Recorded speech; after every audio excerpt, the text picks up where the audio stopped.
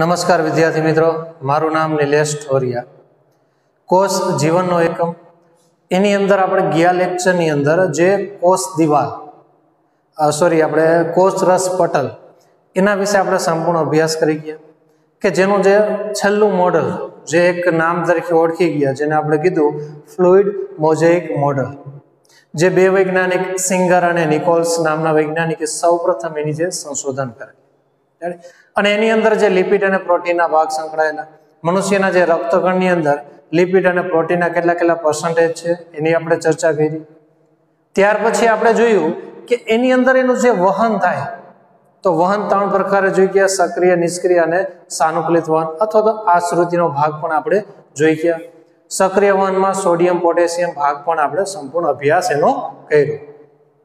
એનાથી આગળ કે જે વનસ્પતિની અંદર, મનુષ્યની વાત નથી કરતા, એનું કારણ શું? કેમ કે મનુષ્યની અંદર એની અંદર સેલ વોલ જોવા મળે નહીં. તો સેલ વોલ કેમાં જોવા મળે, કયા પ્રકારની સેલ વોલ હોય, તો એની માહિતી આપણે આમાં આપેલી છે. કોષ દિવાલ, સેલ વોલ, જે ખાસ એનો જે કાર્ય શું, એનો ઉપયોગ ક્યાં થાય, તો એક તો આકાર જાળવવામાં આવે, કે એનો જે આકાર મેન્ટેન કરે, કે જે વનસ્પતિનો આકાર, કોષનો આકાર હોય તેને જાળવવામાં એને મદદરૂપ થાય. આકાર એક જાળવે. ત્યાર પછી યાંત્રિક રક્ષણ, બહારના માધ્યમથી એને શું આપે, એક પ્રોટેક્શન આપવાનું કામ કરે. ત્યાર પછી બીજા જે ચેપ આવતા હોય, તો એ ચેપ સામે રક્ષણ કરવાનું મુખ્ય કામ કોણ કરશે? એની કોષ દિવાલ, સેલ વોલ. કોષો વચ્ચે સંપર્ક જાળવે, જે ગાઢ સંપર્ક, બે કોષો વચ્ચે સંપર્ક જાળવવાનું કામ કોણ કરશે? એની સેલ વોલ. અનિચ્છનીય, કે જે કોષને જરૂર નથી, જે અનિચ્છનીય છે એવા જે મહાણુ હોય એને કોષની અંદર એન્ટર થવા દઈએ નહીં, જેથી શું થાય કે એની અંદર એન્ટર થઈ શકે નહીં અને કોષને એનાથી એને પ્રોટેક્શન મળે. તો એ કામ કોણ કરશે? એની સેલ વોલ. ત્યાર પછી ઘણા બધા એમાં અલગ અલગ પ્રકારની સેલ વોલ હોય. લીલની અંદર જેની cell wall cellulose, galactans, mannose, calcium carbonate. આ બધી માહિતી આપણે આના પછીના ચેપ્ટરની અંદર, 9મા ચેપ્ટરની અંદર જે અભ્યાસ કરશું, જૈવિક અણુની અંદર. ત્યાર પછી અન્ય વનસ્પતિમાં એની સેલ વોલ કયા પ્રકારની હોય, તો એમાં સેલ્યુલોઝ હોય, હેમિસેલ્યુલોઝ, પેક્ટિન અને પ્રોટીનની બનેલી જોવા મળે. ટોટલ માહિતી આપણે એમાં આવશે. ત્યાર પછી એની અંદર જે મધ્ય પટલ હોય, તો એનું કામ શું? જે ખાસ અંડરલાઈન કરજો, કેનું બનેલું હોય? કેલ્શિયમ પેક્ટેટનું એનું જે મધ્ય પટલ જોવા મળે, જે તમારે ચેપ્ટર 11 ની અંદર, 11 ચેપ્ટર, એની અંદર એક આખી ફિગર આપેલી છે. રેડી? તો એ તમે એમાં જોઈ લેશો. જે માહિતી તમને 11મા ચેપ્ટરની અંદર એક આખી ફિગર ડ્રો કરેલી છે, તમે એમાં જોઈ લેજો. ત્યાર પછી આજુબાજુના કોષોના સંપર્કમાં જાળવવાનું એનું મુખ્ય કામ કરે. જ્યાં આ એક સેલ હોય, આ બીજો સેલ, આ સેલ અને આ બીજો સેલ, આ રીતનો જે ભાગ હોય એની અંદર કેલ્શિયમ પેક્ટેટનું બનેલું હોય. એક કોષ બીજા કોષને જકડી રાખવાનું કામ કરે. પ્લસ બીજું, આ એક કોષ છે તો એની અંદર શું હશે? કોષ રસ. બીજો કોષ, તો એની અંદર પણ શું હશે? કોષ રસ. તો આ બે કોષ રસ વચ્ચેનો જે ભાગ, જે સંપર્ક રાખવાનું કામ કરે, એને આપણે શું કહીએ? કોષ રસ તંતુ. કોષ રસ તંતુ કોષ રસને સંપર્કમાં રાખવાનું કામ કરે. ક્લિયર? આ જે માહિતી હતી કે નહીં, કોષ દિવાલની. હવે એનાથી આગળ જોઈએ અંતઃપટલ તંત્ર. અંતઃપટલ તંત્ર. અંતઃપટલ તંત્ર કોને કહી શકીએ? કે જે આ જે કોષની અંદર આવેલી જે બધી અંગિકા,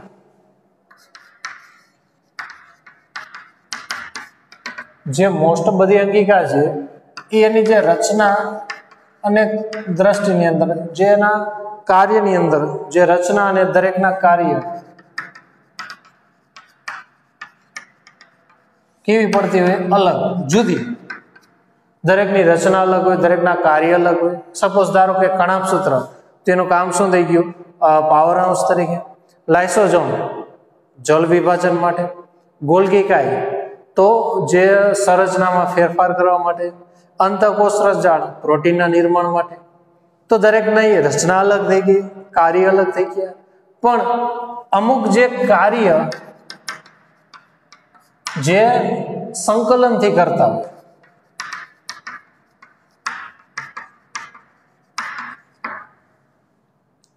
દરેક કાર્ય અમુક કાર્ય સંકલનથી કરતા હોય એટલે એને અંતઃપટલ તંત્રનો આપણે કામ ભાગ કહી શકીએ. સામાન્ય આપણે વાત કરી કે ધારો કે કોઈ એક કંપનીની અંદર જે પ્રોડક્શન લાઈન હોય, તો પ્રોડક્શન લાઈનની અંદર તમે જુઓ નોર્મલી કે સિરામિક લઈ લ્યો, આપણે જે મોરબીનું હબ કહી શકીએ, આમ તો વર્લ્ડનું હબ કહી શકીએ. તો એ સિરામિકનું ઉદાહરણ લઈ તો એની અંદર જે સિરામિકની અંદર કામ કરતા જે દરેક વ્યક્તિ, તો દરેક વ્યક્તિનું આમ જોઈએ તો જેની સ્ટ્રક્ચર જુઓ તમે, મતલબ એનું જે વિચારસરણી અને એનું જે આંતરિક જીવનના કાર્ય તમે જુઓ તો દરેકના કેવા હશે, અલગ અલગ. દરેકના થોટ પ્રોસેસ તો અલગ જ હશે ને, બધાની વિચારસરણી એક સરખી હોય નહીં.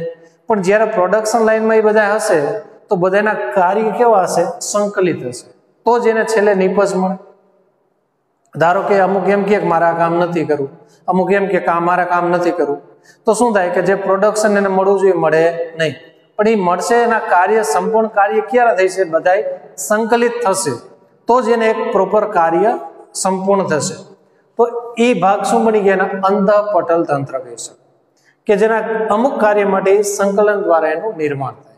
જેના ઉદાહરણમાં આપણે લઈ શકીએ કે જે અંતઃપટલ તંત્રના ભાગમાં કઈ કઈ અંગિકા એની સાથે સંકળાયેલી હોય, તો એમાં આપણે લઈ અંતઃકોષ રસાયણ, ત્યાર પછી ગોલ્ગી કાય, એના પછી આપણે જોઈએ તો લાઇસોસોમ અને રસદાની. આ બધા શું છે, અંતઃપટલ તંત્રના ભાગ કહી શકો.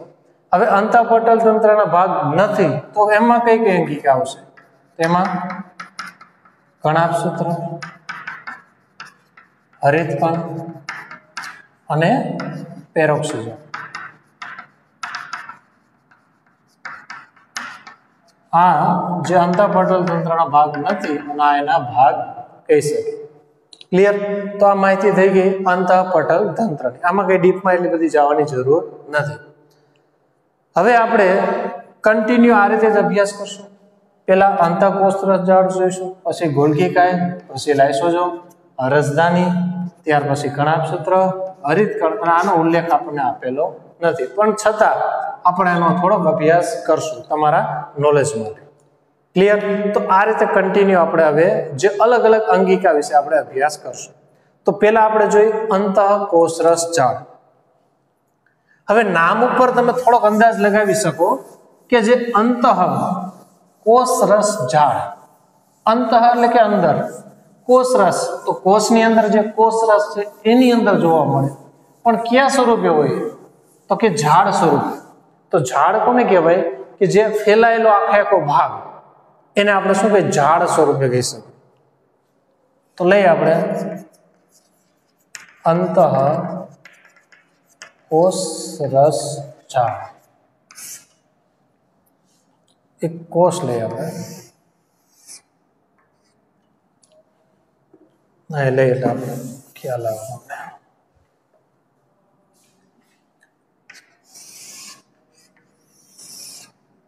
એક આખો સેલ લઈએ. સેલની અંદર સેન્ટરમાં કોષ કેન્દ્ર, પણ આપણે ઉપર દર્શાવી કેમ કે નીચે આપણે એક અંગિકા દર્શાવી, કોષ કેન્દ્ર. હવે આની અંદર આ રીતે એક ઝાડ સ્વરૂપે જોવા મળે.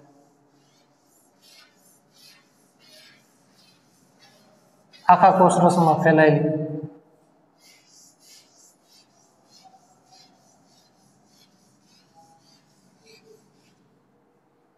આખું જે ડબલ પડ હોય એની અંદર આખો ભાગ જે ફેલાયેલો ભાગ. શરૂઆત ઘણી બધી અંગિકા કે જે કોષ કેન્દ્ર હોય એની આજુબાજુનું એક આવરણ, એને શું કીધું આપણે, જેનું પટલ આવરણ ભાગ કહી છે, કે જે કોષ કેન્દ્ર પટલ કહી છે. જેમાં કોષ કેન્દ્ર પટલ હોય તો એ ભાગ કેમાં આવી ગયો, સુકોષ કેન્દ્રીય. આ બધા કેવા થઈ ગયા, સુકોષ કેન્દ્રીય ભાગ કહી શકે. હવે એ જે કોષ કેન્દ્ર પટલ થી ચાલુ થઈ અને क्या पहुंचाए कोष रस पटल सुधी लंबाई ली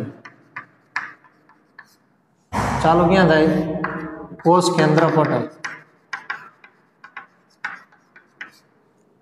पटल थी चालू थई अने कोष रस पटल सुधी आखे आखी जे लंबाई ली भाग आ भाग ने आपणे शुं कहीए अंत अंत એટલે કે અંદર आखे आखो आ जे भाग छे ए शुं है कोष रस तो अंदर कोष रस नी अंदर पण केवी झाड़ स्वरूपे फैलायेली है माटे एने शुं नाम आप्युं अंतः कोषरस झाड़ रेडी तो कोष नी अंदर आनी अंदर बे प्रकारना कोषरस जोवा मळे एक क्या होय के जे बाह्य पटल में एक अंतः पटल में अब समझाओ बाह्य पटल शू के जे आम न समझाय तो आ रीते याद राखो कि अंतः कोषरस झाड़नी बहारनी तरफ कोषरस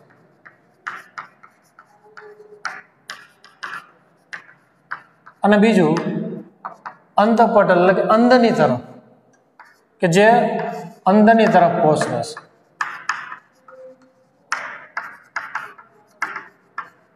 ધારો કે આ જે આપણી અંતઃ કોષરસ છે અહીં જે આખે આખું કોષરસ એટલે કે પ્રવાહી વાળો ભાગ તો એ બહારની તરફ થઈ ગયો હવે એ પ્રવાહી જો આની અંદર હોય તો એ અંદરની તરફ થઈ ગયો અંતઃપટલનો જે કોષરસનો ભાગ બોલો बाह्य पटल में कोषरसनो भाग क्लियर आ बे भाग एमां जोवा मळे हवे अंतः कोषरस झाड़ एनी अंदर घणी बधी अंतः कोषरस झाड़नी अंदर शुं आवे ऊपर टपका जेवी रचना जोवा मळे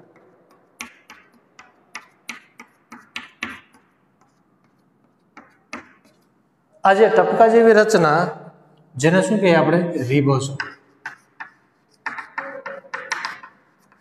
अमुकमां हाजर होय तो अमुकमां गैरहाजर तो अमुक में जेमा रिबोसोम हाजर हो गैरहाजर हो तो एना आधारे अंतः कोषरस झाड़ना मुख्य बे भाग में एने डिवाइड करावे एक में अंतः कोषरस झाड़ में जे रिबोसोम हाजर हो तो एने शुं कीधुं कणिकामय अंतः कोषरस झाड़ अने जेमा गैरहाजर हो एने शुं कीधुं कणिका विहीन अंतः कोषरस झाड़ कणिकामय इंग्लिश में आपणे शुं कही सकीए आर એટલે કે રફ एंडोप्लाज्मिक અને આર એટલે કે રેટિક્યુલમ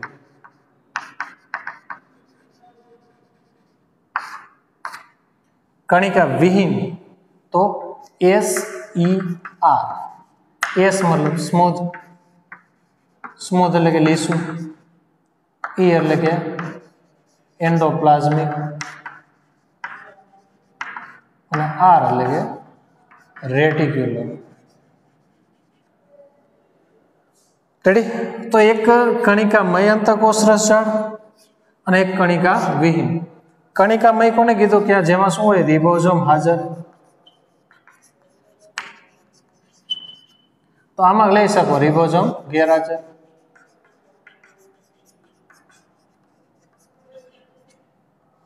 आनी अंदर रिबोसोम हाजर रिबोसोम गैरहाजर हाजर जे माटे आने शुं कीधुं RER गैरहाजर जे माटे आने शुं कीधुं SER सामान्य टाइल्स लई ल्यो ए टाइल्स पर सेट तमे कांकरी नाखी दो अने पछी तमे जे सरफेस ने हाथ फेरो तो शुं थई छे ए सरफेस तमने कांकरी वाળી लागशे એટલે શું થાય રફ લાગે તો આ એક સરફેસ સમજી લ્યો એના પર કાંકરી એટલે આપણા શું છે રિબોસોમ છે તો ઉપરની સપાટી કેવી લાગશે આપણને રફ માટે એને રફ એન્ડોપ્લાઝમિક રેટિક્યુલમ હવે આ ટાઇલ્સ સમજી લ્યો સપાટી છે હવે એના પર હાથ ફેરવો તો કેવી લાગશે એકદમ સ્મૂથ લાગશે માટે એને સ્મૂથ એટલે કે લીસી કીધી સ્મૂથ એન્ડોપ્લાઝમિક રેટિક્યુલમ તરીકે આપણે ઓળખી શકીએ એટલે કે કણિકા વિહીન આમાં કણિકા યુક્ત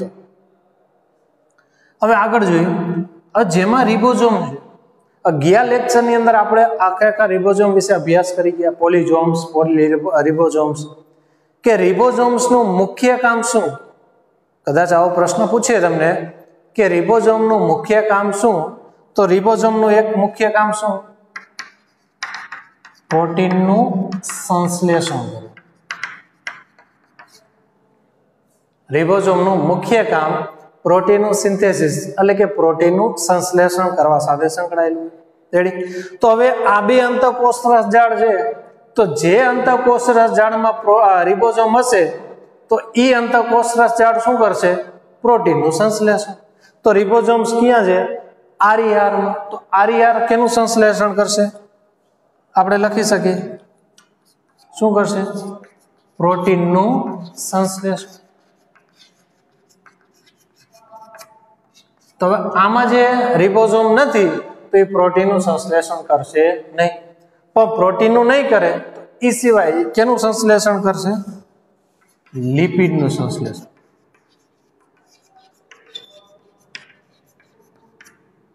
જે લિપિડના સંશ્લેષણ સાથે સંકળાયેલો ભાગ કહી શકીએ કે જે મનુષ્યની અંદર સ્ટીરોઇડ અંતઃસ્ત્રાવ જે એક પ્રકારનું લિપિડ છે એના સંશ્લેષણ માટે જવાબદાર કહી શકીએ. સ્ટીરોઇડ.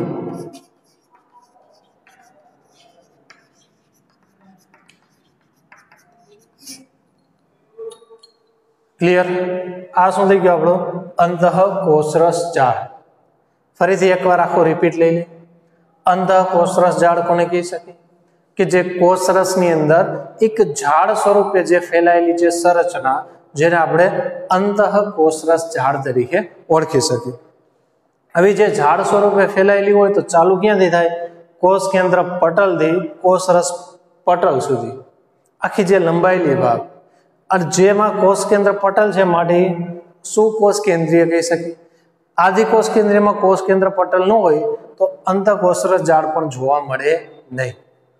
હવે અંતઃકોષરસ જાળની અંદર બે પ્રકારના કોષરસ હોય.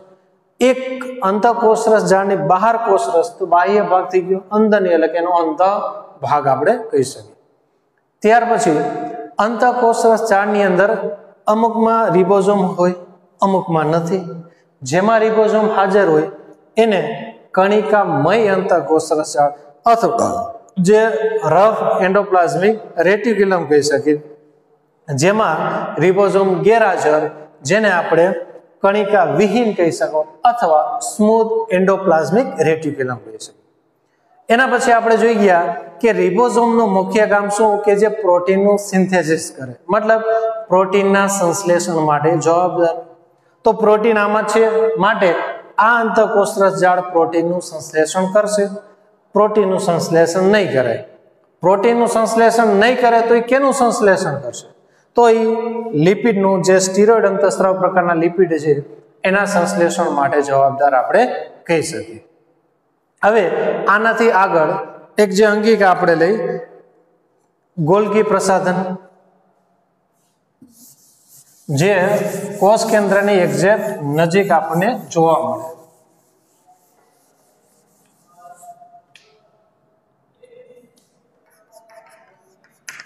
ગોલ્ગી પ્રસાધન કે જેનું સંશોધન 1898 ની અંદર કે જે વૈજ્ઞાનિક જે આપેલું છે તમને કે જે સૌપ્રથમ ગોલ્ગી નામના વૈજ્ઞાનિકે, જેના આધારે એને ગોલ્ગી કાંઈ કીધું, કેમિલો ગોલ્ગી સમથિંગ નામ આખું છે એનું, જે આપેલું છે કેમિલો ગોલ્ગી નામના વૈજ્ઞાનિકે સૌપ્રથમ એનું સંશોધન કર્યું કે એને જે ઇલેક્ટ્રોન માઇક્રોસ્કોપમાં એક આખી આ પ્રકારની સંરચના જોઈ, જેને એને શું કીધું? ગોલ્ગી કાંઈ નામ આપવામાં આવ્યું. આમ જોઈએ તો નામ એને નથી આપ્યું, પણ જેના મૃત્યુ પછી એના જે સંશોધન, જે અંગિકાની સંરચના કરી, તો એના નામ ઉપર એ અંગિકાને શું નામ આપી દીધું? ગોલ્ગી કાય તરીકે ઓળખી શકાય. એને તો ખાલી એક અંગિકા કીધી કે આ પ્રકારની અંગિકા જોવા મળે. જ્યારે એનું જે મૃત્યુ થયું ત્યાર પછી એના જે સંશોધનને એક નામ આપ્યું, જેને શું કીધું? ગોલ્ગી કાય. તો 1898 ની અંદર એને સૌ પ્રથમ ક્યાં જોયું? કોષ કેન્દ્રની નજીક એક અંગિકા જોઈ. કોષ કેન્દ્રની નજીક આપણે લઈ આયા આ પ્રકારની સંરચના દોરી, જેથી ખ્યાલ આવે તમને.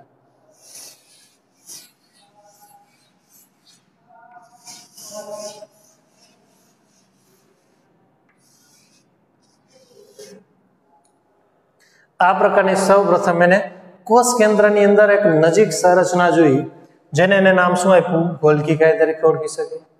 ગોલ્ગી કાયની જે સંરચના, આ ભાગને સિસ્ટનિક તરીકે ઓળખી શકે, જે ચપટી કોથળી જેવી રચના. હવે સિસ્ટનિક એટલે શું?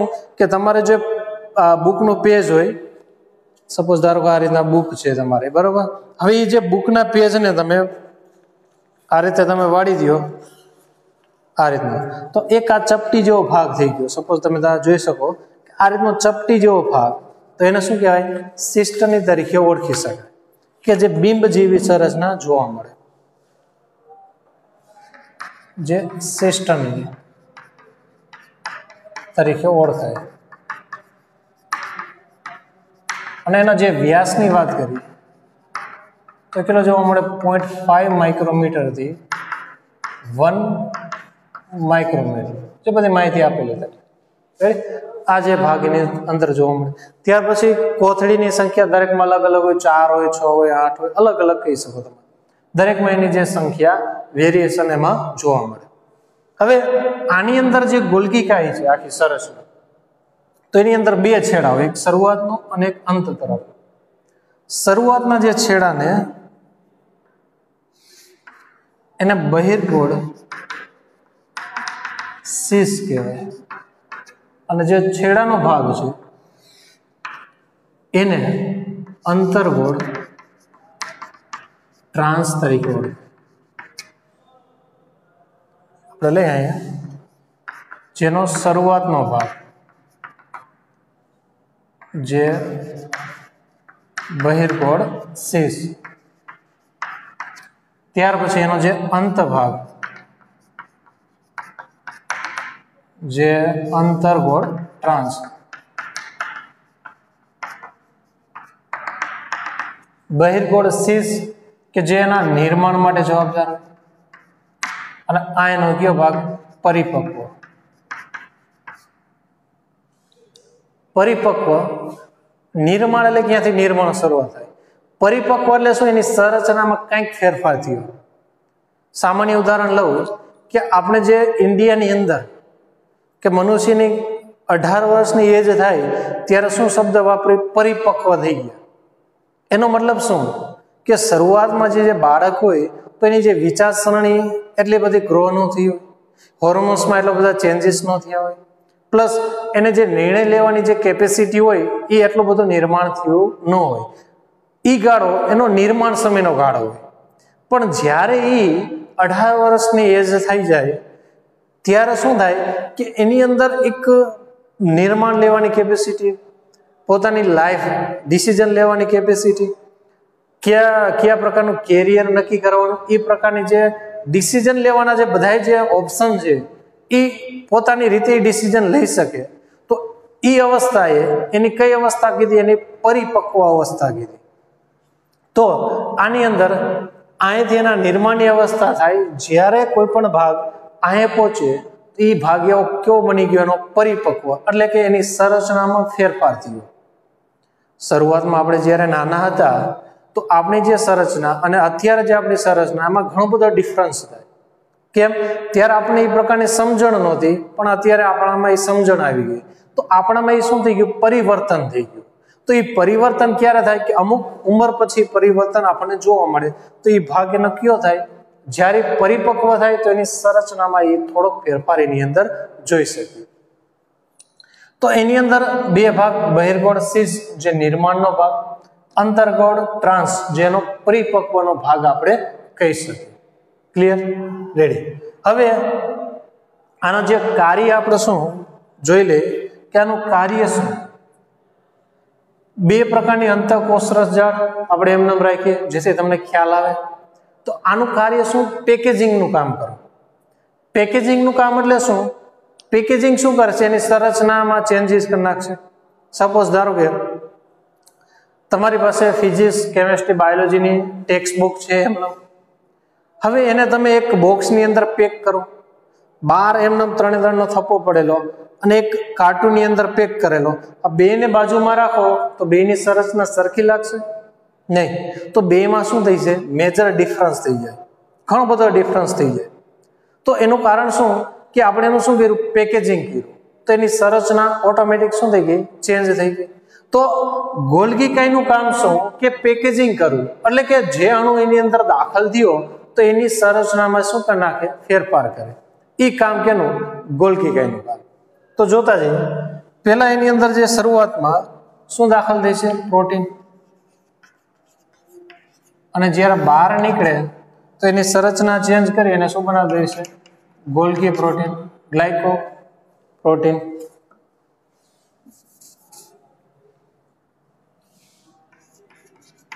ગ્લાયકોપ્રોટીન. એ જ રીતે એની અંદર જ્યારે લિપિડ દાખલ થાય, જ્યારે બહાર નીકળે એટલે શું બનાવી દઈએ?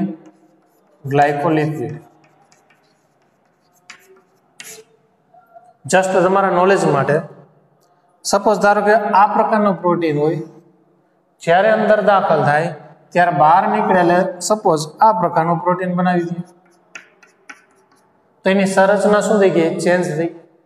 હવે ગોલ્ગી કાય ક્યાં છે? કોષ કેન્દ્રની નજીક. બે અંતઃકોષ રસજાળ પણ અહીંયા જ છે. આ અંતઃકોષ રસજાળ કેનું સંશ્લેષણ કરે? પ્રોટીન. આ અંતઃકોષ રસજાળ કેનું સંશ્લેષણ કરે? લિપિડનું. તો એમાં શું થશે? અહીંથી જે પ્રોટીન બનશે, આ પ્રોટીન બન્યું. હવે એ પ્રોટીન વહન થઈને ક્યાં જશે?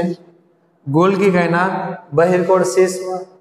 શીશમાં દાખલ થઈ, આ સિસ્ટનીમાંથી પસાર થઈ અને જ્યારે બહાર નીકળશે તો ક્યાંથી નીકળશે? અંતઃગોળ ટ્રાન્સ. ટ્રાન્સમાંથી જ્યારે બહાર નીકળે તો એની સંરચનામાં શું થઈ જશે? ફેરફાર.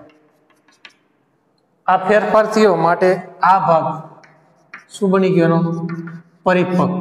પરિપક્વ એટલે એના સંરચનામાં ચેન્જ. નિર્માણ એટલે જે શરૂઆત થઈ, આ ભાગ એનો શું બની ગયો? નિર્માણ. આ જ વસ્તુઓમાં લાગે. ધારો કે આ એક લિપિડનો ભાગ લઈએ, લિપિડનો અણુ શું થાય? વહન, અહીંથી નિર્માણ થશે લિપિડ કણિકા વિહીન અંતઃકોષ રસજાળમાંથી. હવે નિર્માણ થઈને વહન થઈને ક્યાં જશે? એના શીશ ભાગમાં, બહિર્ગોળ શીશમાં. શીશમાંથી દાખલ થઈ, સિસ્ટનીમાંથી પસાર થઈ જ્યારે અહીંથી બહાર નીકળશે તો આની સંરચનામાં પણ શું થઈ જાય? ફેરફાર. તો આ જે પ્રોટીન હતો, જ્યારે એની સંરચના ચેન્જ થઈ ગઈ તો એને શું કીધું? ગ્લાયકોપ્રોટીન. આ લિપિડ હતો, એની સંરચના ચેન્જ થઈ ગઈ એને શું કીધું? ગ્લાયકોલિપિડ. તો ગોલ્ગી કાયનું કામ શું? પેકેજિંગ કરવાનું એનું મુખ્ય કાર્ય છે. ક્લિયર? તો આ હતી આપણે ગોલ્ગી પ્રસાધનની. ગોલ્ગી પ્રસાધન એટલે શું? બધા ભાગ એના જે કાર્ય સાથે સંકળાય એને આપણે શું કહીએ? ગોલ્ગી પ્રસાધન તરીકે ઓળખી શકીએ. ક્લિયર? તો આ બધી માહિતી હતી ગોલ્ગી કાયની. હવે આના પછી આપણે જે લાઇસોઝોમ, એ આના પછીના લેક્ચરમાં આપણે એનો અભ્યાસ કરશું.